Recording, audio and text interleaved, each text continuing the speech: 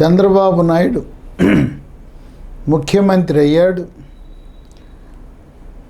Private పెట్టుబడిదారులు, స్వదేశీ పెట్టుబడిదారులు, ఇతర దేశాల నుంచి బహుళజాతి సంస్థలు, ఇవే కాక కేంద్ర ప్రభుత్వ రంగ సంస్థలు కూడా ఆంధ్రప్రదేశ్ రాష్ట్రాన్ని పెట్టుబడులకు నిలయంగా చేసుకోవటం అనేది విశేషం. ఇప్పటికే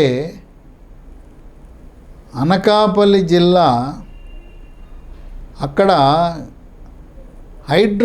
గ్రీన్ హైడ్రోజన్ ప్రాజెక్ట్ ఎన్టీపీసీ వారి ఆధ్వర్యంలో 85,000 కోట్ల పెట్టుబడితో అక్కడ రంగం సిద్ధమైంది. మరొక పెద్ద project BPCL, Bharat petroleum corporation limited, వాళ్ళు నిర్మించబోయే green field refinery petrochemical complex మొదటి దశలో ఈ సంవత్సరమే 6,000 కోట్ల పెట్టుబడి పెట్టబోతున్నారు. దశల వారీగా మొత్తం పెట్టుబడి 95,000 కోట్లు. దీనిలో ప్రత్యక్షంగా ఒక 5,000 మందికి ఉద్యోగాలు, పరోక్షంగా 1,00,000 మందికి ఉపాధి లభిస్తుంది. దీనికోసం BPCL ప్రాజెక్టు మాకు కూడా కావాలని గుజరాత్ ప్రభుత్వం కూడా ఆంధ్రప్రదేశ్తో పోటీ పడింది.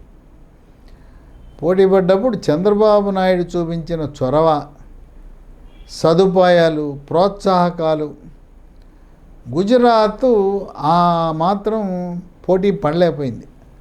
అంతేకాకుండా ప్రధానమంత్రి మోదీ యొక్క ఆశీస్సులు ఆంధ్రప్రదేశ్ రాష్ట్రానికి ఉండటం వల్ల గుజరాత్ రాష్ట్రము తన సొంత రాష్ట్రమైనా దాన్ని కాదని ఆంధ్రప్రదేశ్ రాష్ట్రానికి 95,000 కోట్ల అతిపెద్ద BPCL ప్రాజెక్టు మనకి ఇవ్వటం అనేది విశేషం. దీన్ని బట్టి మనకు తెలుస్తుంది ప్రధానమంత్రి మోదీకి ఆంధ్రప్రదేశ్ రాష్ట్రం అంటే ఎంత ప్రేమ ఉన్నదో. ఇప్పటికే BPCL వాళ్ళ రిఫైనరీలు ఒకటి ముంబైలో ఉంది, రెండోది కొచ్చిలో ఉంది, మూడోది మధ్యప్రదేశ్లో బినా అనే ప్రాంతంలో ఉంది, 4వ అతిపెద్ద ప్రాజెక్ట్ BPCL వాళ్ళది ఆంధ్రప్రదేశ్ అని నిర్ణయం చేసుకున్నారు. తర్వాత 3 ప్రాంతాలు పరిశీలించారు. శ్రీకాకుళం జిల్లాలో మూలపేట, కృష్ణా జిల్లాలో మచిలీపట్నం, నెల్లూరు జిల్లాలో రామాయంపేట. ఈ 3 పరిశీలించిన తర్వాత కంపెనీ సాంకేతిక నిపుణులు రామాయంపేట అయితే అన్ని రకాలుగా మాకు అనుకూలంగా ఉంటుందని దాన్ని నిర్ధారణ చేశారు. సరే, చంద్రబాబు నాయుడు ఆంధ్రప్రదేశ్ రాష్ట్రంలో పెట్టాలనుకుంటాడు, కానీ ఏ జిల్లాలో పెట్టినా ఆయనకి ఎటువంటి అభ్యంతరం ఉండదు. అందువల్ల ఆయన మీరు ఆంధ్రప్రదేశ్ భూభాగంలో పెట్టండి అని చెప్పి ఆయన కూడా ఆమోదముద్ర వేయటం జరిగింది. దీనికి వాళ్ళకు కావలసిన అనువైన వాతావరణం రామాయంపేటలో కనపడింది. వాళ్ళకి ఏం కావాలి? జాతీయ రహదారి కావాలి, తర్వాత రైల్వే లైన్ ఉండాలి, తర్వాత వాళ్ళకంటూ ఒక పోర్ట్ కావాలి. అన్నీ రామాయంపేటలో ఉన్నాయి. తర్వాత భూమి ఒక 5,000 ఎకరాల భూమి ఉండాలి. రామాయంపేటలో ప్రభుత్వ భూమే చాలా ఉన్నది, సులభంగా 5,000 ఎకరాలు ఇవ్వగలుగుతాం. అందువల్ల రామాయంపేటకి వాళ్ళు అనుకూలత చూపించి ఈ 5,000 ఎకరాల భూసేకరణకు 1,500 కోట్లు ఖర్చు అవుతుంది. సునాయాసంగా దీన్ని 2 సంవత్సరాల కాల వ్యవధిలో ఈ గ్రీన్ ఫీల్డ్ రిఫైనరీని, పెట్రోకెమికల్ కాంప్లెక్స్ని పూర్తి చేసి 95,000 కోట్ల పెట్టుబడి పూర్తి చేసి 24 నెలల కాల వ్యవధిలో రాత్రనక పగలనక నిర్మాణం పూర్తి చేసి పూర్తి సామర్థ్యంతో BPCL పని ప్రారంభించాలనే దృఢ సంకల్పంతో కేంద్ర రాష్ట్ర ప్రభుత్వాలున్నాయి. ఈ విధంగా కేంద్ర ప్రభుత్వ అధీనంలో ఉండే ప్రభుత్వ రంగ సంస్థలు ఆంధ్రప్రదేశ్లో పెట్టుబడులు పెట్టడం, ఒకటేమో అనకాపల్లి దగ్గర 85,000 కోట్లు. NTPC, national thermal power corporation, ఇప్పుడు బీపీసీఎల్. ఇవన్నీ ఎలా సాధ్యమైనవి? ఆంధ్రప్రదేశ్ రాష్ట్రంలోనూ కేంద్ర ప్రభుత్వంలోనూ 2 చోట్ల కూడా డబుల్ ఇంజన్ సర్కార్.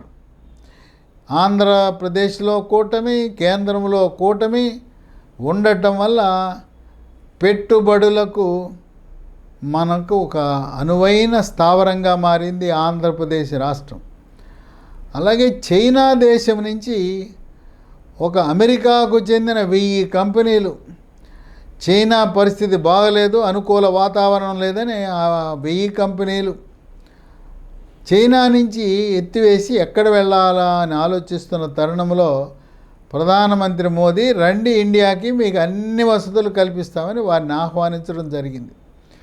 చైనా నుంచి అక్కడ మూసివేసి వచ్చిన అమెరికా సంస్థలను కూడా, పలు సంస్థలను ఆంధ్రప్రదేశ్ రాష్ట్రానికి పంపించాలనే ఆలోచనలో ప్రధానమంత్రి మోదీ ఉండటం ఇక మనకు తిరుగులేదు. సర్వనాశనం చేశాడు జగన్మోహన్ రెడ్డి 2019 నుంచి 24 వరకు. ఆర్థిక సంక్షోభంలో ఉన్నది. పన్ను ఆదాయం 50% పడిపోయింది. పారిశ్రామికవేత్తలు పారిపోయారు. రియల్ ఎస్టేట్ వాళ్ళు, కాంట్రాక్టర్లు ఆంధ్రప్రదేశ్ రాష్ట్రం వదిలి విడిచి వెళ్ళిపోయారు. ఇప్పుడు 2027 నవంబర్, రాబోయే 3 సంవత్సరాల కాల వ్యవధిలో ఆంధ్రప్రదేశ్ రాష్ట్రం సరిలేరు మాకెవ్వరు, తిరుగులేదు మాకు, మేము ఆర్థిక సంక్షోభం నుంచి బయటపడ్డాం, ఇక ఏం పర్వాలేదనే దిశగా 2027 దీపావళిని ఘనంగా ఆంధ్రప్రదేశ్ ప్రభుత్వము, అలాగే ఆంధ్రప్రదేశ్ నుండే ప్రజలు ఆనందంగా సంతోషంగా గడిపే రోజులు వస్తున్నాయి. 2027 నవంబర్ నాటికి పోలవరం ప్రాజెక్టు పూర్తవుతుంది. అమరావతి నిర్మాణం పూర్తిగా సంపూర్ణంగా నిర్మాణం జరుగుతుంది. ఏదైతే ఇప్పుడు 5 లక్షల కోట్ల పెట్టుబడులు ఆంధ్రప్రదేశ్ రాష్ట్రానికి వచ్చినాయో ఆ పెట్టుబడులతో 2-3 సంవత్సరాల కాల వ్యవధిలో ఉత్పత్తులు ప్రారంభించబోతున్నాయి. ఆ విధంగా దార్శనికుడైన చంద్రబాబు నాయుడు యొక్క ముఖ్యమంత్రి ఆధ్వర్యంలో ఆయన వల్లనే ఇది సాధ్యపడింది. ఇంకెవరున్నా కూడా ఈ పెట్టుబడులు రావటం అసాధ్యమని రాజకీయ విశ్లేషకులు, ఆర్థిక రంగ నిపుణులు భావిస్తున్నారు.